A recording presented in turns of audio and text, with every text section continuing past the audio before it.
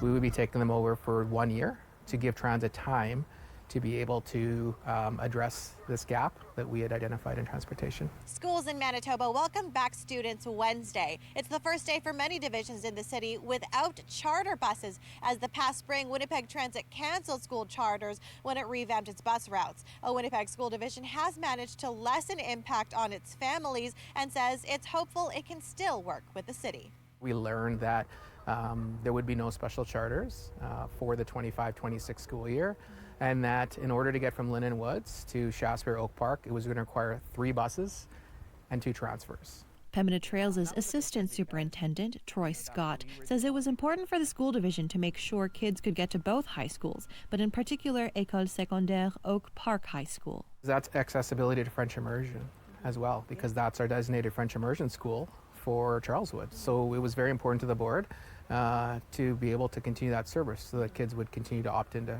French immersion. The division says they're running its own charter to both schools for this year, with around 140 students taking the charter so far. Students will pay the same amount of money per month that they would pay for a bus pass, so $70 per month. But Scott says he's hopeful Winnipeg Transit can find a way to bring the charters back in some form, especially since they were in place for over 20 years. Riding transit is a great life skill, and it's a great way, low-cost way for young adults to experience Winnipeg, and we want them to have that independence. Winnipeg Transit said in a statement it's waiting on a report of an outline of a service plan, route, costs, and resource requirements for a route which connects Linden Woods to Charleswood. It's expected before the Standing Policy Committee in the coming months. We have over 3,700 students already booked on our buses, which is about 20% of our school division, and rolling today.